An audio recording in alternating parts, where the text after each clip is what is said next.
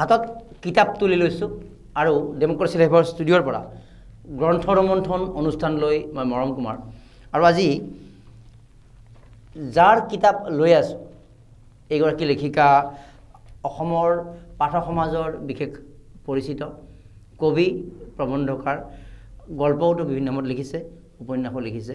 আৰু তেওঁক লৈ বিভিন্ন সময়ত সংবাদ মাধ্যমত চৰ্চাও হৈছে আজি আমি অতিথি কৰিছোঁ ইনিও শৰ্মা বাইদেউ আপোনাক স্বাগতম জনাইছোঁ নমস্কাৰ হয় লিখা মেলা সুন্দৰভাৱে আগবঢ়াই আছে তোমাৰ আপোনাৰ হয় তেনেহ'লে আমি সাক্ষাৎকাৰৰ মাজলৈ যাম আৰু বিভিন্ন কথা আলোচনা কৰিম আৰম্ভণি কৰোঁ আপোনাৰ এটা কবিতাৰে ঠিক আছে আৰু কোনখন কাব্য সংকলনৰ পৰা লৈছে এইটো জনাব এইটো কবিতা ফাগুনত প্ৰেমৰ বতৰা গ্ৰন্থখনৰ পৰা পাঠ কৰিম মিলি গৈছে ফাগুনৰ চলি আছে গ্ৰন্থখন MR পাব্লিকেশ্যনে কৰিছে প্ৰকাশ এটা সৰু কবিতা পুখুৰীটোত মাছ নাছিল পুখুৰীটোত মাছ নাছিল আছিল এটা কাছ বুকুৰ ভিতৰত শব্দ নাছিল আছিল মাথো উশাহ কাছটোৱে পানীত খলকনি তুলিছিল যেনেদৰে বুকুৰ ভিতৰত উশাহে নীৰৱে গতি লৈছিল মাথো পুখুৰীটোৰ পানী শুকাই গৈছিল কাছটোৱে হাহাকাৰ কৰি উঠিছিল উশাহৰো গতি বাঢ়িছিল শব্দবোৰ বিচাৰি উশাহে হাহাকাৰ কৰিছিল শব্দ আৰু কাছ একাকাৰ হৈ পৰিছিল পুখুৰীটোত এটাও মাছ নাছিল পুখুৰীটোত এটাও মাছ নাছিল সুন্দৰ এটা প্ৰতীকাত্মকভাৱে বিশেষ অৰ্থ আপুনি বুজাব বিচাৰিছে আপোনাৰ আৰু আমি কবিতা শুনিম কিন্তু তাৰ পূৰ্বে যিহেতু আমাৰ কাৰ্যসূচীটো হ'ল অনুষ্ঠানটো গ্ৰন্থ ৰোমন্থন প্ৰথমতে ইনু বাইদেৱে ৰচনা কৰা যিখিনি গ্ৰন্থ এইখিনি আমি অকণমান আপোনালোকক দেখাই ল'ব বিচাৰিছোঁ ইতিমধ্যে বাইদেউ এখন ক'লে এয়া হ'ল ফাগুনত প্ৰেমৰ বতৰা কাব্য সংকলন তাৰপিছত আন এখন প্ৰবন্ধ সংকলন পাকচক্ৰ তেওঁৰ জীৱনৰ প্ৰথম কিতাপ তাৰপিছত এইখন আমি মৰমলেণ্ডৰ পৰা প্ৰকাশ কৰিছিলোঁ আৰু এইখন তেওঁৰ প্ৰবন্ধৰ সংকলন সৰল চিন্তা এইখন তেওঁ লিখিছিলে আৰু নাৰী বিষয়ক এখন বিশেষ উপন্যাস তেওঁ লিখিছিলে এক অখ্যাত নাৰীৰ জীৱনগাথা এইখন এখনটো কিতাপ আন এখন কিতাপ তেওঁৰ উপন্যাস আন এখন প্ৰেম বিষাদ তো বিভিন্ন লিখিছে প্ৰবন্ধ গল্প কবিতা প্ৰেম বিষাদ আন এখন তেওঁৰ কবিতা কাব্য সংকলন এয়া হ'ল তোমাৰ ঠিকনা কি এইখন এখন কিতাপ আৰু এইখন উপন্যাস জীৱনৰ গভীৰতা বিচাৰি আন এখন তেওঁৰ উপন্যাস আৰু আন এখন কি বাহিৰৰ প্ৰকাশনে প্ৰকাশ কৰিছে অসমীয়া উকিয়তো নামৰ এক বাহিৰৰ প্ৰকাশন তেওঁলোকে প্ৰকাশ পৰিচয় গতিকে আমি অকণমান আপোনাৰ লেখক জীৱনৰ কথা লৈ যাওঁ কিয় আপুনি লিখে আচলতে এইটোতো বহুত মানে জটিল প্ৰশ্ন কিয় লিখে লিখিবৰ এটা মনৰ তাগিদা এনেকুৱা যে মই লিখিবই লাগিব কি লিখোঁ কেনেকৈ লিখোঁ কেতিয়াবা নিজে আহি যায় কেতিয়াবা ভাবোঁ যে এয়া লিখিওনো কি হ'ব কিন্তু তথাপিও লিখাৰ তাগিদা অন্তৰৰ তাগিদা কবিতাবোৰ ওলাই আহে স্বতঃস্ফূৰ্তভাৱে প্ৰবন্ধবোৰ মনৰ মাজত উকমুকনি তুলি থাকে যে মই এইটো প্ৰবন্ধ লিখিবই লাগিব যেনে দুৰ্নীতিৰ বিৰুদ্ধে লিখিব লাগিব বিবাহ প্ৰচলন হোৱাৰ বিৰুদ্ধে লিখিব লাগিব সেয়া লিখিও বহুত মানে শান্তি পাওঁ কিন্তু কষ্টও পাইছোঁ আনে তাচ্ছিল্যও কৰে আৰু এনেকুৱা ধৰণৰ দুৰ্নীতিৰ বিৰুদ্ধে লিখোঁতে দুৰ্নীতিপৰায়ণ মানুহবোৰৰ পৰা ভাল ব্যৱহাৰ নাপাওঁ মানে আপুনি সাহিত্যই যিটো প্ৰধান অস্ত্ৰ বুলি কোৱা হয় যে সমাজক এটা দিশ নিৰ্দেশনা দিব পাৰে ভাল বেয়া বিভিন্ন দিশৰ পৰ্যালোচনা কৰিব পাৰে তো আপুনি আপোনাৰ লেখাবিলাকৰ জৰিয়তে তেনেধৰণৰ বিষয় অন্তৰ্ভুক্ত কৰিব বিচাৰিছে তো এই যিখিনি আপোনাৰ কাব্য সংকলন বা উপন্যাস 8খন গ্ৰন্থ হৈ গ'ল তো ইয়াৰ লেখাবিলাকৰ মূল উদ্দেশ্য মূল বিষয় কেনেকুৱা আছে ইয়াতে মূল বিষয় প্ৰেমটো মোৰ লিখাৰ এটা মূল বিষয় আৰু দুৰ্নীতিৰ বিৰুদ্ধে মই লিখোঁ আৰু কিছুমান কথা নাৰীক এই যে ভাবোঁ যে গহনা বা এনেকুৱা সোণৰ অলংকাৰ হীৰাৰ অলংকাৰে নাৰীৰ সৌন্দৰ্য বিকশিত নহয় সৌন্দৰ্য বিকশিত হয় নাৰীৰ আত্মপৰিচয় আত্মগৌৰৱ আৰু অন্তৰৰ পৰা আহে যিটো নেকি মানুহৰ বাহিৰত প্ৰকাশ হয় কিন্তু নাৰী যদি হীৰাৰ নেকলেছো পিন্ধে তেতিয়াও হয়তো সৌন্দৰ্য ফুটি নুঠিবও পাৰে যদিহে অন্তৰৰ পৰা মানুহৰ সৌন্দৰ্য বিকশিত নহয় আৰু স্পষ্ট ভাষাত আমি ক'ব পাৰোঁ যে নাৰীৰ সৌন্দৰ্য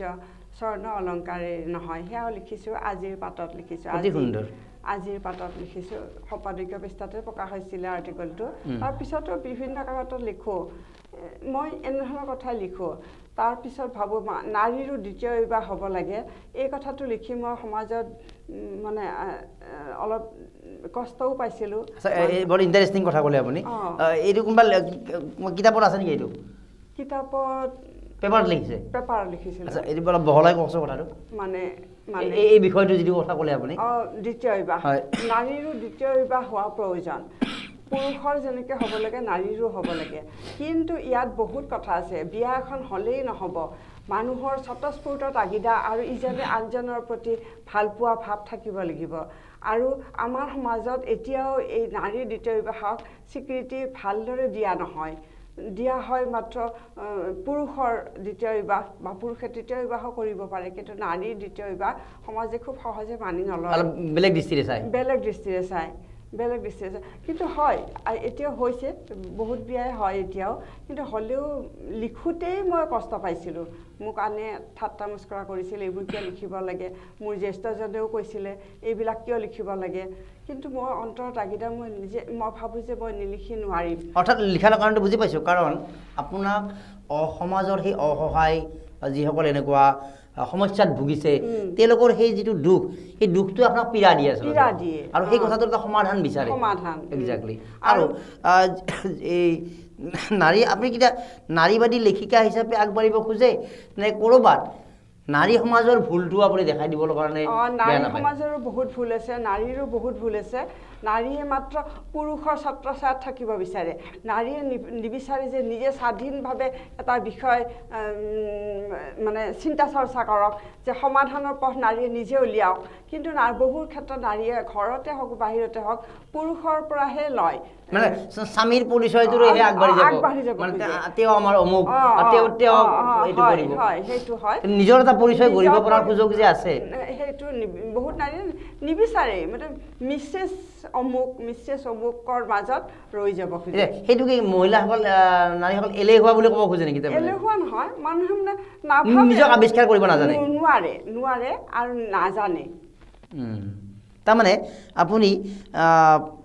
এই সমাজত যিহেতু আমি এটা নিৰ্দিষ্ট জীৱন আমাৰ আৰু জীৱনটো এটা সীমিত সেই সীমিত জীৱনৰ সময়ছোৱাত আমি কি পুৰুষ কি নাৰী সকলোৱে বিশেষকৈ মহিলাসকলে নিজক সেই আৱিষ্কাৰৰ সেই সুযোগটো লাগে আৰু চেষ্টা কৰিলে সকলোৱে পাৰিব নেকি চেষ্টা কৰিলে কোনোবা নহয় কোনোবা ক্ষেত্ৰত মানুহ জয়ী হ'বই কোনোবা নহয় কোনোবা আৰু ভগৱানে চবকে কিবা নহয় কিবা দি পঠিয়াইছে আমি বিচাৰি উলিয়াব লাগিব আমাৰ নিজৰ মাজত কি আছে আমি কি কৰিব পাৰোঁ কোনোবাই লিখিছে কোনোবাই ছবি আঁকিছে কোনোবাই চিলাই কৰিছে কোনোবাই ব্লাউজ চিলাইছে কোনোবাই এমব্ৰইডাৰী কৰিছে কোনোবাই কবিতা লিখিছে কোনোবাই সাহিত্য ৰচনা কৰিছে গান গাইছে কোনোবাই বজাইছে নৃত্য কৰিছে গতিকে আমি কিবা নহয় কিবা আমাক দিছে আৰু সেইখিনি আমি নিজে ভাবি ল'ব পাৰিব লাগিব যে মই এইটো ক্ষেত্ৰত মই নিজকে লাগিব পাৰিম বা মই নিজক মনোযোগ দিব পাৰিম এইটো ভাল কথা কৈছে কাৰণ আমি দেখা পাওঁ যে বহু যুৱতীৰ বা বিফৰ মেৰিয়েজ বিবাহৰ পূৰ্বে যথেষ্ট টেলেণ্ট থাকে বা তেনেকুৱা থাকে কিন্তু বিবাহোত্তৰ বিবাহৰ পিছৰ জীৱনটোত এই যি টেলেণ্ট আছিলে আপুনি যিটো কথা ক'লে নষ্ট হৈ যায় হয়তো কোনোবা এটা আৰামী জীৱন বিচাৰে বা ক'ৰবাত তেওঁলোকে সেইটো কষ্ট কৰিব নোখোজে কিন্তু তেওঁলোকে এইটো কথা বুজা উচিত যে মৃত্যুৰ পিছত তেওঁ পৰিচয়টো কাৰোবাৰ পত্নী হিচাপে এই পৰিচয়টো কিন্তু আজি ইনু শৰ্মাৰ লেখিকা হিচাপে জানিব বা কোনোবা নৃত্যশিল্পী গতিকে জীৱনটোৰ সেই সময়ছোৱাত আমি যেতিয়া সুযোগ পাইছোঁ এই সুযোগ পোৱাটো কাৰোবাৰ পত্নী হোৱাটো কেৱল তেওঁৰ মৰ্যাদা নহয় কিন্তু নাৰীত্বৰ মৰ্যাদা নহয় আমি যিটো কথা ক'ব খুজিছে বা যিটো সত্য সেইবাবে তেওঁৰ সেই জীৱনটোত গোটেই জীৱনটোত আৰু তাৰ বাবে বহুত এই কথা মানে আগবাঢ়িব নোৱাৰে, নোখোজে। চাপ'জ এগৰাকী যুৱতীয়ে যিখন ঘৰলৈ বিয়া হৈ যাব, শাহুৱেকৰ তাত বহুত তাত মানে এটা কাৰাগাৰ সদৃশ পৰিৱেশ থাকে, তাৰ বাবেও নোৱাৰে। এতিয়া নিয়ম শৃংখলাৰ মাজত থাকিও এই নিজৰ কাম কৰ্মসূচী আগবঢ়াই নিব পাৰে নেকি? বহুতে ভাবে যে নাই তেওঁ ওলাই গ'লে অলপ উশৃংখল হ'ব বা অলপ মানে বেলেগ হ'ব। গতিকে চৰিত্ৰ হওক বা বিভিন্ন দিশৰ পৰা নিয়মৰ মাজত থাকিও বিবাহৰ পিছতো এগৰাকী নাৰী আগবাঢ়ি যোৱাৰ ক্ষেত্ৰত পাৰে। মানুহৰ আমিও বহুত বাধা পাইছিলোঁ, আৰু ক'লোঁ নহয়, মই আগতো কৈছোঁ যে আমি জ্যেষ্ঠজনৰ পৰা শুনিবলগীয়া হৈছিল যে কিয় লিখিব লাগে এইবোৰ, কিন্তু মই লিখিছিলোঁ। আৰু আমি সমাজৰ নিয়ম ভাঙি আগবাঢ়ি যাওঁতে উজুতি খাব লাগিবও পাৰে, কিন্তু সেয়া আমি পাৰ হ'ব লাগিব, সেই সীমাৰেখাডাল পাৰ হৈ আৰু নিজক বেয়া পথত চালিত নকৰি ভাল কামৰ কাৰণে নিজক আগবঢ়াই নিব পাৰিব লাগিব। আৰু এই ক্ষেত্ৰত ক'লোঁ নহয়, পৰিৱৰ্তন হ'বই। আৰু সমাজ একেখন স্থিৰ হৈ ৰৈ নাথাকে, নিয়ম নীতি ভাৱ চিন্তা পৰিৱৰ্তন হৈ থাকে। গতিকে আমিও পৰিৱৰ্তনৰ লগত খাপ খুৱাই নিজক আগুৱাই নিব পাৰিব লাগিব। আৰু নিয়ম ভাঙোতে নিজে যাতে বেয়া কামত নিজক জড়িত বচাই চলি আগবাঢ়িব লাগিব। গতিকে নিজে যদি তাৰ নিয়মত থাকে, তেনেহ'লে বাহিৰৰ কোনো নিগেটিভ কাৰকে তেওঁ সেই বাধা দি ৰাখিব নোৱাৰে বা তেওঁ সেই নিগেটিভ কৰিব নোৱাৰে। আচ্ছা, বৰ দৰ্শন থকা কথা কিছুমান কৈছে আপুনি। যিহেতু কাব্য সংকলন তোমাৰ ঠিকনা কি মোৰ লগত আছে, তো ইয়াৰ পৰা আমি অকণমান দুটামান কবিতা শুনিব বিচাৰিছোঁ। পৰিচয়খনৰ পৰা পঢ়িব। আচ্ছা। এইখন পৰিচয়খনৰ পৰা দিওঁ। হয়। এটা সৰু মই বেছি দীঘল কবিতা কম লিখোঁ, সৰু কবিতাই লিখোঁ। যাওঁ বুলিও যাব নোৱাৰিলোঁ, শীতে লঠঙা কৰিছে গছ, আকাশে বান্ধি নিদিয়ে সীমা, পাখি লগা মাতৰ ছাঁ পোহৰত নিচুকাই থকাৰ দৰেই, অট্টালিকাত বাহ লোৱা নিসংগতাবোৰ ৰঙৰ মাজতো ৰংহীন হৈ পৰিছে, মিঠা শব্দ এটা ঢৌ খেলি আছে,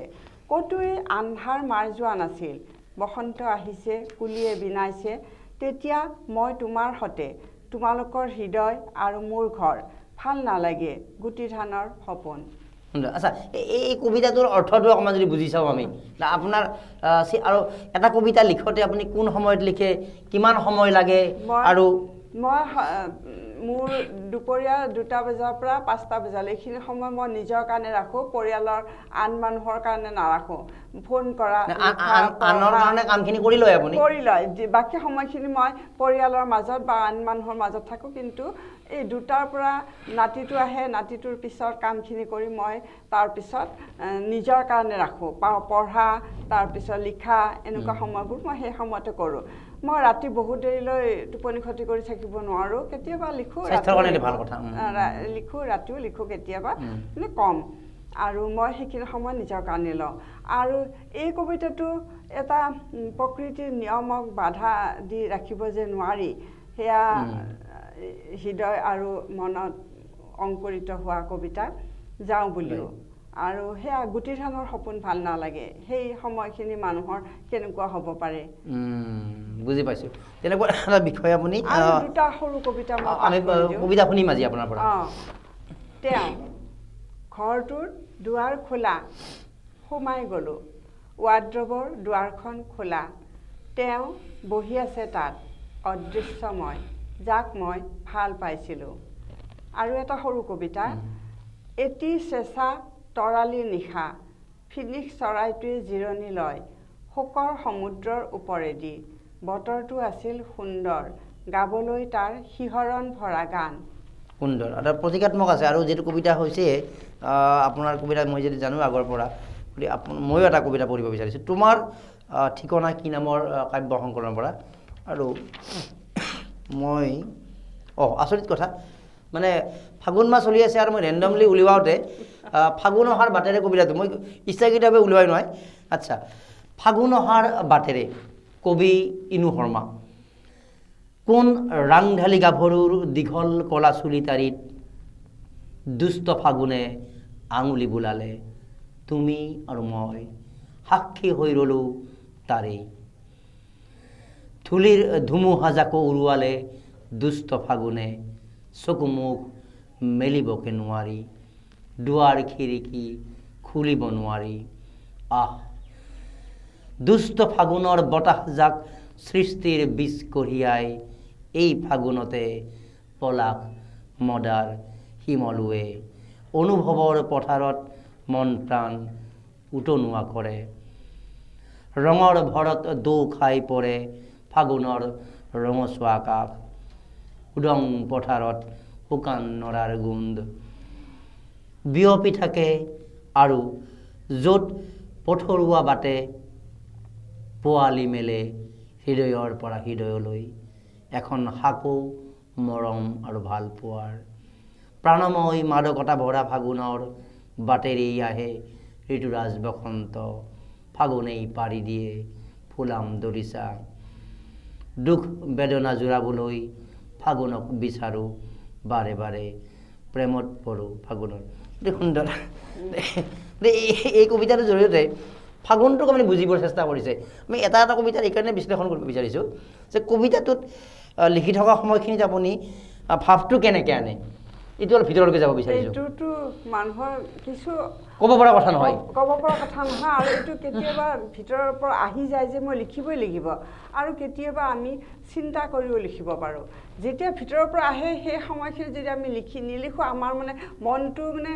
উদ্ভ্ৰান্ত হৈ পৰে আৰু সেই যি সময় ৰাতিও হয় কেতিয়াবা আৰু সেই সময় দুপৰীয়াও হয় আবেলিও হয় তেতিয়া আমি লিখিবই লাগিব আৰু শব্দৰে যেতিয়া লিখি যাওঁ তেতিয়া আন কথা একোৱেই আমাক স্পৰ্শ নকৰে মাত্ৰ লিখা আৰু লিখা আৰু লিখি থকাৰ পিছত এটা সৃষ্টি কৰাৰ পিছত মনটো শান্তিৰে খালি খালি এটা বোজা এটা লৈ আছিলোঁ কি লিখিলোঁ কি সৃষ্টি কৰিলোঁ মানে উন্মনা হৈ পৰে মনটো আৰু মনটো ৰিফ্ৰেছ হৈ থাকে ৰিফ্ৰেছ হৈ পৰে সুন্দৰ কৰি অৰ্থাৎ এই কথাতে বুজাব বিচাৰিলোঁ যে আপুনি সাহিত্যৰ মাজত থাকিলে সৃষ্টিৰ মাজত থাকিলে কবিতাৰ মাজত থাকিলে তাৰমানে নিগেটিভ চিন্তা বাদ দি এইবিলাক কামত জড়িত থাকিলে মনটো ভাল হৈ থাকে মই সেইটোৱে বুজাব বিচাৰিলোঁ এতিয়া বাইদেউৰ বিষয়ে বিভিন্ন সময়ত ভালেখিনি সংবাদ মাধ্যমত চৰ্চিত হৈছে আমি জানো যে অসমৰ এখন উল্লেখযোগ্য বাতৰি কাকত নিয়মীয়া বাৰ্তা আৰু কুমুদ তালুকদাৰ এগৰাকী জ্যেষ্ঠ সাংবাদিক আৰু দেওবৰীয়া সুকন্যাত বাইদেউৰ বিষয়ে আমি দেখুৱাই আছোঁ এটা ফুল পেজ সম্পূৰ্ণ পৃষ্ঠাত মননশীল লেখিকা সমালোচক ইনু শৰ্মা এইদৰে লেখা প্ৰকাশ পাইছে আৰু আজিৰ পৰা কিছু বছৰ পূৰ্বে আজিৰ প্ৰতিনিধি কাভাৰ ষ্টৰী হিচাপত বাইদেউৰ বিষয়ে সুন্দৰ এটা লেখা প্ৰকাশ পাইছিলে আৰু আমি যদি হয় এইটো হ'ল যুক্তিবাদী আৰু মানৱদৰদী লেখিকা ইনু শৰ্মা এইটো আজিৰ পৰা 2017 চনত প্ৰকাশ পাইছে আচ্ছা আপুনি কবিতাসমূহ বা লিখাৰ বাহিৰেও কবি সন্মিলনতো কবিতা পাঠ কৰে তো কবি সন্মিলনলৈ এই যোৱাৰ আগ্ৰহটো আপোনাৰ কেনেকৈ জন্মিল বা কবি সন্মিলনখনত গৈ আপুনি কেনেকুৱা এটা পৰিৱেশ বিচাৰে বা কিয় যায় কবি সন্মিলনলৈ যেতিয়া মই কবিতা লিখা নাছিলোঁ তেতিয়া আনৰ কবিতা পঢ়িছিলোঁ আৰু মিটিঙত যেতিয়া সভা এখনত বহি থাকোঁ আনে যেতিয়া কবিতা পাঠ কৰে মোৰ মনটো ভাবোঁ যে মইতো কবিতা লিখিব পাৰোঁ তেতিয়ালৈ মই কবিতা লিখাই নাছিলোঁ মাত্ৰ আনৰ কবিতা শুনিছিলোঁ আৰু পঢ়িছিলোঁ তাৰপিছত মই ভাবিলোঁ যে এদিনটো ময়ো এনেকৈ কবিতা পাঠ কৰিব পাৰোঁ সভা এখনত সেই মনৰ আৰু যি ইচ্ছা আছিল সেয়া মোৰ পৰিপূৰণ হৈছে আৰু মই ভাবোঁ ভগৱানে মানুহে যি ভাবে সেয়া ফলফুল কৰি দিয়ে মোৰ ছোৱালীও কয় যে মা ভগৱানক সমৰ্পিত কৰিবা ভগৱানে তোমাক চব দিব হয় আৰু মই ভাবামতে মই সভাত বা কবিতা পাঠ কৰিব লগা অনুষ্ঠান কবিতা পাঠ কৰি আনন্দ পাওঁ কিন্তু মই বেছি নাযাওঁ সেই অনুষ্ঠানবোৰলৈ কমকৈ যাওঁ কিন্তু মোৰ মনৰ ইচ্ছা ক'লো নহয় ভগৱানে মোৰ ফুলফিল কৰিছে নিশ্চয় আৰু তাৰ বাবে সেই ফুলফিল কৰাৰ প্ৰমাণ হিচাপে 8খনকৈ কিতাপ তেওঁ সৃষ্টি কৰিব পাৰিছে এতিয়া এইখিনি সময়ত আপুনি কেনেধৰণৰ লেখা কামত ব্যস্ত আছে এতিয়া ভাবিছোঁ এখন কবিতাৰ কিতাপ উলিয়াব লাগে ক'ৰবাত দি আছোঁ কবিতাবোৰ প্ৰকাশ হৈ আছে দেখা যাওক কি হয় উপন্যাস এখনৰ কথা ভাবি আছোঁ মানে ঠিক মানে হেৰিটো হোৱা নাই মানে কি লিখিম কেনেকৈ আগুৱাম ভাৱবোৰ অহা নাই খেলি মেলি হৈ আছে দেখা যাওক আৰু এনেও মই খুব বেছি নিলিখোঁ কমকৈ লিখোঁ এনেকুৱা নহয় যেন মই 100খন কিতাপ লিখিম মোৰ সেনেকুৱা হেৰি নহয় যি লিখোঁ অলপ বেলেগ টাইপৰ এই জীৱনৰ গভীৰতা বিচাৰি এইখন উপন্যাসতো অলপ বেলেগ টাইপত লিখা গৈছে উক্তিবোৰ মানে হেৰিবোৰ মানে বৰ্ণনামূলক নহয় বৰ্ণনাই কৰিছোঁ কিন্তু মানে অলপ বেলেগ ধৰণে লিখা হৈছে মানে চাহ খাইছে পানী খাইছে এই ধৰণৰ কথাবোৰ ইয়াত লিখা হোৱা নাই মানে বেলেগ টাইপৰ দৰ্শন এটা দিব চেষ্টা কৰিছে ঠিক আছে এতিয়া এইদৰে আপুনি বিভিন্ন লিখা মেলা কৰি আছে আৰু বিভিন্ন সময়ত আপুনি স্বীকৃতিও পাইছে এতিয়া বাইদেউৰ আমি সফলতাৰ কথা ক'ব লাগিলে 2015 চনত তেওঁ মৰমলেণ্ড নিউজ এৱাৰ্ড লাভ কৰিছিলে আৰু 2017 চনত সদৌ অসম সাহিত্য সন্মিলনৰ ঐক্যতান বঁটা শ্ৰেষ্ঠ অভিষেক কাব্যগ্ৰন্থ বঁটা লাভ কৰিছিলে আৰু 2017 চনতে সৃষ্টিৰ পদাতিকৰ অসম সাহিত্য বঁটাও তেওঁ লাভ কৰিছিলে সেইদৰে 2018 চনত তেওঁ লাভ কৰিছিলে আজিৰ প্ৰতিনিধি মিডিয়া এক্সিলেন্সি এৱাৰ্ড আৰু ক'ব লাগিলে তেওঁৰ পাকচক্ৰ এক অখ্যাত নাৰীৰ জীৱনগাথা আৰু প্ৰেম বিষাদ এই তিনিখন হিন্দী ভাষালৈ অনুবাদো হৈছে গতিকে হিন্দী ভাষালৈ অনুবাদ হোৱাটো ইমান সহজ কথা নহয় আচলতে দ্বিতীয়তে আৰু অনুপ্ৰেৰণা লাইফ টাইম এচিভমেণ্ট এৱাৰ্ড দিছে তেওঁৰ ডক্টৰ আম্বেদকাৰ ফেলোশ্বিপ নেশ্যনেল এৱাৰ্ডো তেওঁ লাভ কৰিছে এইটো নেশ্যনেল এৱাৰ্ড সুন্দৰ আৰু তেওঁৰ বিভিন্ন কাব্য সংকলন বিভিন্ন সময়ত চৰ্চিত হৈছে আৰু আমি দেখিছোঁ বাতৰি কাকততো সমালোচনা মানে ভালেখিনি প্ৰকাশ পাইছে এতিয়া এই যে কবিতাসমূহ বিভিন্ন সময়ত লিখে আৰু মই গ্ৰন্থ সমালোচনা কৰোঁ আৰু মোক যদি সোধা হয় আপুনি কি বিষয়ে লিখি ভাল পায় মই একেষাৰে কম গ্ৰন্থ সমালোচনা কৰি এখন গ্ৰন্থ বেলেগৰ গ্ৰন্থ এখন পঢ়ি তাৰ পৰা লৈ পেলাই সাৰমৰ্মখিনি লিখোঁতে মানে যিখিনি আনন্দ পোৱা যায় সেইখিনি আন ক'তো মই নাপাওঁ ৰাইট আৰু তাৰ জৰিয়তে এটা ডাঙৰ উপকাৰ হয় কাৰণ সাহিত্যৰ বিকাশ হ'বলৈ হ'লে প্ৰচাৰ হ'ব লাগিব আলোচনা হ'ব লাগিব আপুনি এখন বেলেগ এখন এগৰাকী লেখকৰ কিতাপৰ এই সমালোচনা লিখাৰ লগে লগে সেই কিতাপখনৰ পৰিচয় হয় আৰু কিতাপ পঢ়িবৰ প্ৰতি মানুহৰ উৎসাহ বাঢ়ে এতিয়া আপুনি যদি ইমান 8খনকৈ কিতাপ ৰচনা কৰিছে নিয়মীয়াকৈ লিখি থাকে ইমানখিনি লিখিব লাগিলে কেৱল যিটো ব্যক্তিগত জীৱনৰ সমস্যা অভিজ্ঞতা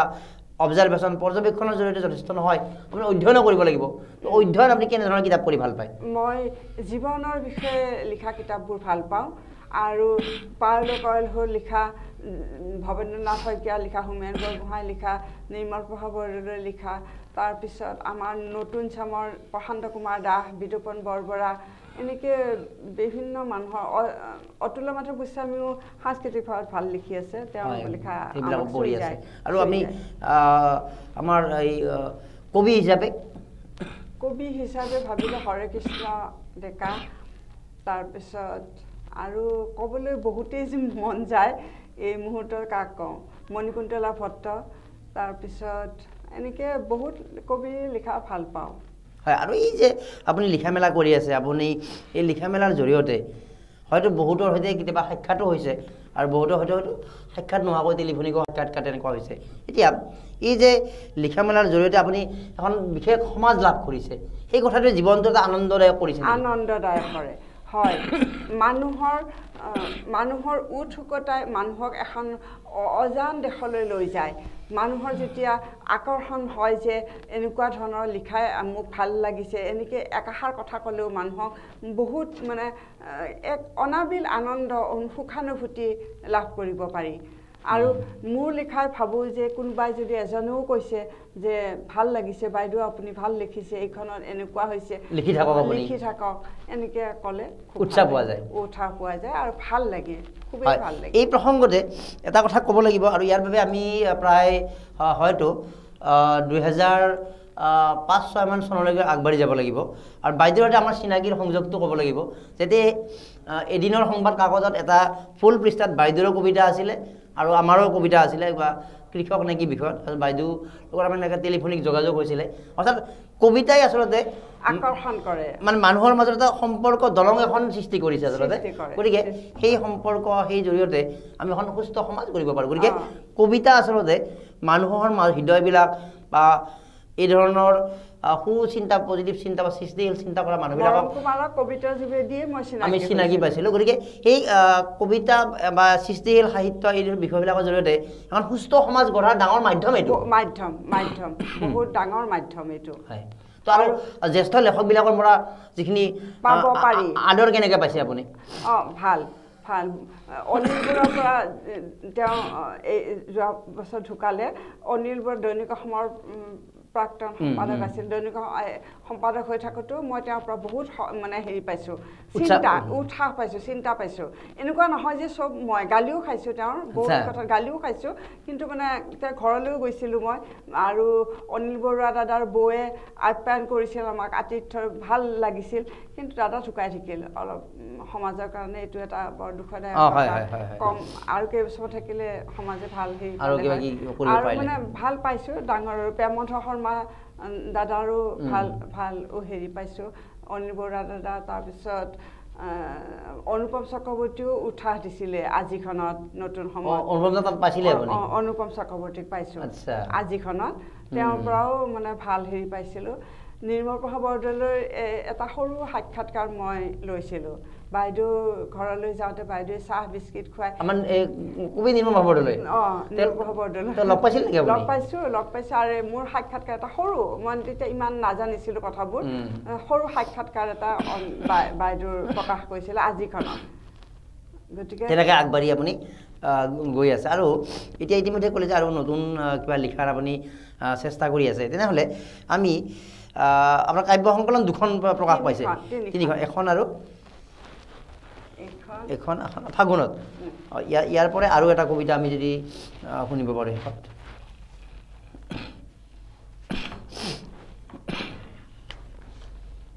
এটা অকণমান ব্যতিক্ৰমী কবিতা।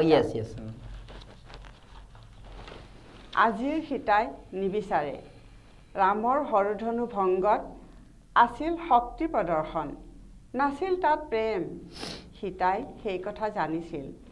ৰাৱণৰ সীতাৰ প্ৰতি আসক্তি নে প্ৰেম। সীতাই ভাবিবলৈ লৈছিল, ৰাম আৰু ৰাৱণ দুজন বিপৰীত চিন্তাৰ ব্যক্তি।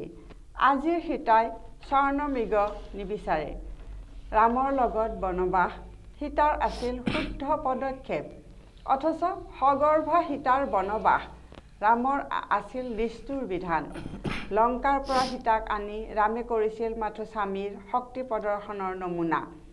সীতাৰ চকুপানী মাথো ৰামৰ প্ৰতি বিদ্বেষ ভাৱৰ। আজিৰ সীতাই নিবিচাৰে, ৰামৰ কঠোৰ মনোবৃত্তি আৰু প্ৰেমবিহীন মানৱতাৰ পাৰাপাৰ ভাঙি বিদ্ৰোহী কৰি সীতাক কৰি তোলে অগ্নিকন্যা। এটা কথা, ৰামায়ণতো মই ভাবোঁ, মোৰ সেনেকুৱা আৰ্টিকলত প্ৰকাশ হৈছে, ৰামায়ণত সীতাক যে স্বৰ্ণমৃগ বিচাৰি ৰামক আনি দিবলৈ কৈছিল বুলি কোৱা হয়, এইটো আচলতে নাৰীক তাচ্ছল্য কৰিবৰ কাৰণে মই ভাবোঁ লিখিছিল। কিয়নো বনবাসী সীতাই সোণৰ হৰিণ বিচাৰিবলগীয়া কথাটো কেনেকুৱা ভাবি চাওকচোন। সোণৰ হৰিণ বনবাসী সীতাই বিচাৰিবনে? স্বৰ্ণ অলংকাৰটো ত্যাগ কৰি তেওঁ বনবাস হৈছে, বনবাসী সীতাই সোণৰ হৰিণ কিয় বিচাৰিব? ইমান ডাঙৰ ত্যাগ কৰি দিয়া গৈছে, ইমান ডাঙৰ ত্যাগ কৰি দিয়া এখন ৰাজ্য, দেশ এখন ইমান ৰাজ অট্টালিকা এৰি আহি বনবাসত থাকিও সীতা সোণৰ হৰিণৰ প্ৰতি আকৰ্ষিত কৰাটো, আৰু তাৰপিছত ৰাৱণে তেওঁক হৰণ কৰি নিয়াটো, এইবোৰ মানে খুব। অথচ সীতা আছিল আত্মত্যাগী আৰু বহুত ওপৰ চিন্তা কৰা নাৰী। মানে সেই বিষয়টোৰ জৰিয়তে নাৰী সমাজক এটা লোভিয়া বা এটা নাৰীৰ সম্পদৰ প্ৰতি লোভ আছে, এই বস্তুটো মানে অংকন কৰিব বিচাৰিছে, তেনেকুৱা ভাৱ এটা কৰে। নাৰীক পৰিণত কৰিলে নাৰীক, অথচ নাৰীয়েতো নিবিচাৰিবও পাৰে।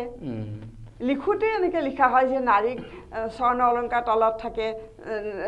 সীতাই সোণৰ হৰিণ বিচাৰিছিল। কিন্তু ভাবোঁ যে লোভিয়া নাৰীক পৰিণত কৰিবলগীয়া লিখাটো নিলিখিলেও হয়, কিন্তু লিখিছিল। আচ্ছা, এটি সুন্দৰ কথা। এতিয়া শেষত দুটা কথা, যে এই কামখিনি কৰি থাকোঁতে আপুনি সমাজক বহুত সময় দিব লগা হৈছে, আৰু সেইবাবে ইনু শৰ্মাৰ লগত সমাজকৰ্মী ইনু শৰ্মা হিচাপেও পৰিচিতি আছে, কাৰণ আপোনাৰ এটা পৰোপকাৰী মন আছে বিভিন্ন ক্ষেত্ৰত, যাক যেনেকৈ পাৰে আপুনি কথাৰে হওক বা প্ৰেৰণাৰে সহায় কৰি আহিছে। দ্বিতীয়তে আপোনাৰ এই কাম কাজত ঘৰখনে আপোনাক পৰিয়ালে কেনেকৈ সহায় সহযোগ কৰিছে, বা পৰিয়ালত কোন কোন আছে, এইখিনি কথা অলপ। পৰিয়ালত মোৰ স্বামী আছে, মোৰ জীয়ৰী আছে, ল'ৰা বোৱাৰী আৰু এটা নাতি আছে মোৰ জীয়ৰী হেৰি জিনা শৰ্মা সকলোৱে জানে জিনা শৰ্মা তাই লিখে আৰু কিবা কিবি এৱাৰ্ডো পাইছে বহুত কেইটা তাই হেৰি মাছ কমিউনিকেশ্যনত MA পাছ কৰিছে কিন্তু তাইৰ এটা পৰিচয় যে তাই খোজ কাঢ়িব ভালদৰে নোৱাৰে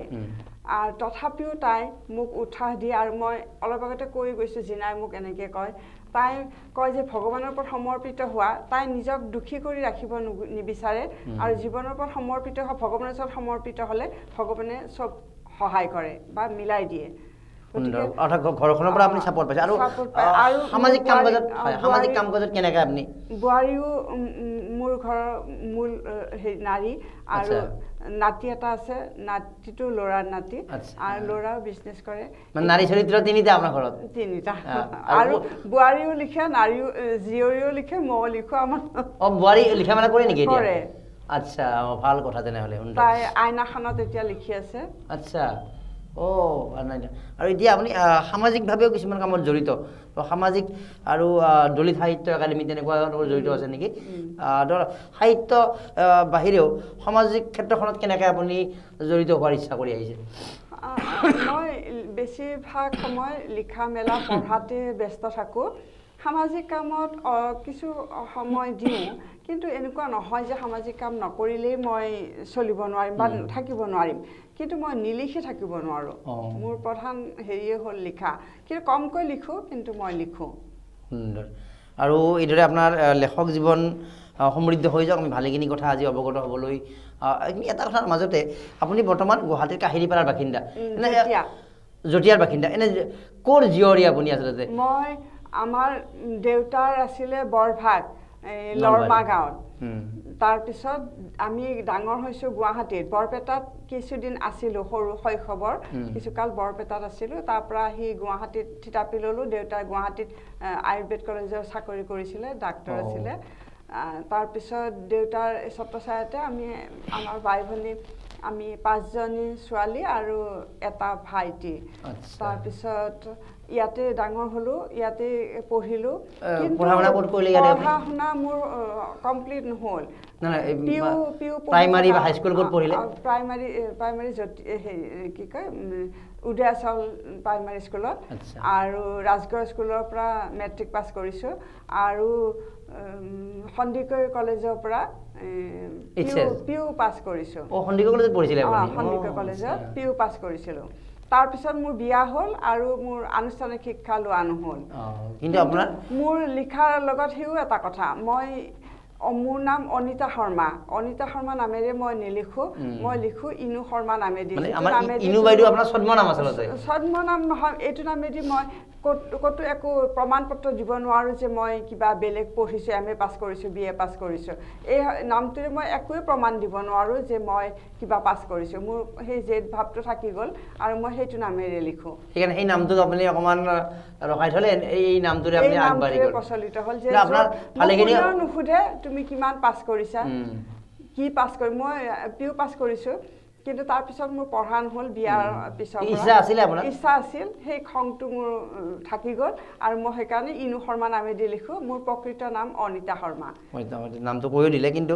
আপুনি লেখা মেলাকৰ জৰিয়তে সুন্দৰ এটা বাৰ্তা ক'বলৈ বাধ্য হোৱা যায় যে কিছুমান চেক আহে কিবা আহে পইচাৰ ক্ষেত্ৰত তেতিয়া বেংকত সেই নামৰ একাউণ্ট নাথাকে গতিকে অনিতা শৰ্মা নামটোৰে চেকখন গ্ৰহণ কৰিব লগা হয় আচ্ছা তেনেকুৱা আৰু ঠিক আছে আমি শুভেচ্ছা জ্ঞাপন কৰিলোঁ আৰু শেষত আপুনি যিটো কৰিব নাৰী আৰু লেখিকা গতিকে গোটেইখিনি মিলাই আমাৰ লেখক লেখিকাসকলক কিবা এটা আহ্বানে হওক বা আপোনাৰ অভিজ্ঞতাৰ ভিত্তিত পৰামৰ্শ যে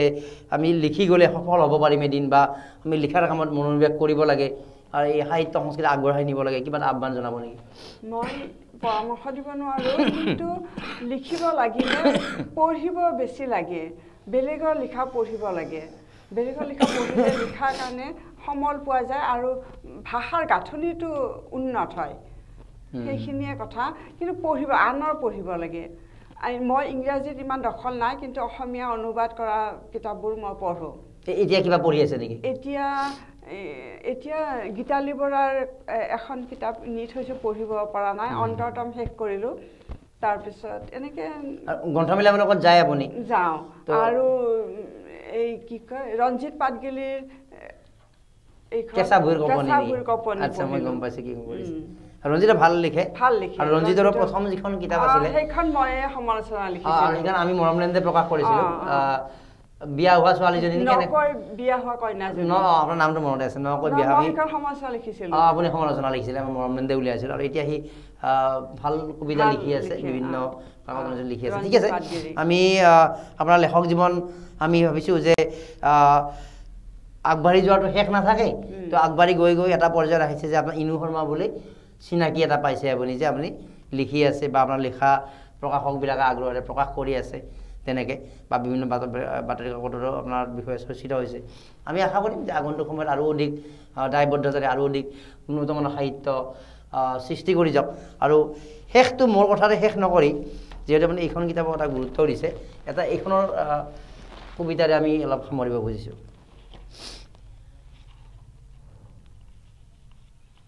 যিকোনো এটা কবিতা আজিৰ সীতা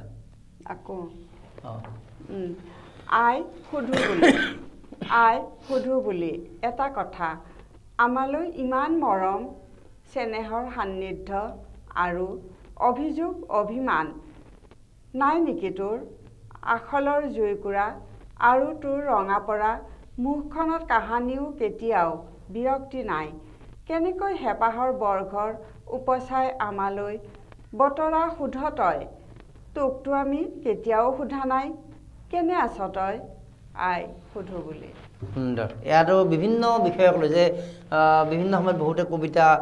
প্ৰেমৰ পাতলীয়া ভাৱত তেনেকৈ ওপৰে ওপৰে যোগৈ লিখে কিন্তু ইনু বাইদেউৰ আমি কিবা এটা কবিতা পঢ়িব দিলোঁ আমি আগৰ পৰাই তেওঁক জানো কিন্তু আপোনালোকৰ সন্মুখত সেইটোৱে তুলি ধৰিলোঁ যে সমাজৰ বিভিন্ন দিশ নাৰীৰ সমস্যা সমাজৰ বিভিন্ন দিশ তুলিবলৈ চেষ্টা কৰিছে আৰু এয়া হ'ল দায়বদ্ধ লেখক বুলি যিটো কোৱা হয় আৰু এই দায়বদ্ধতাৰ বাবে আমি ইনু বাইদেউক ভাল পাওঁ আৰু বহু পাঠকে তেওঁক ভাল পায় আৰু আমি এই যে দায়বদ্ধতা বা আপোনাৰ প্ৰতি যিটো পাঠকৰ ভাল পোৱা আৰু অধিক আপুনি অধ্যয়নশীল আৰু অধিক আগবাঢ়ি গৈ ভাল ভাল সাহিত্য সৃষ্টি কৰক তাৰ বাবে শুভকামনা জনালোঁ আৰু আগন্তুক সময়তো আমি ডেম'ক্ৰেচি লাইভৰ মঞ্চত বা বিভিন্ন সময়ত আমি তেওঁৰ এই কথাবিলাকৰ উমান লৈ থাকিম আমি শুভেচ্ছা জ্ঞাপন কৰিলোঁ আগন্তুক কিতাপখন ভালকৈ লিখক প্ৰকাশ পাওক শুভেচ্ছা জ্ঞাপন কৰি আমাৰ এই সাক্ষাৎকাৰৰ পৰা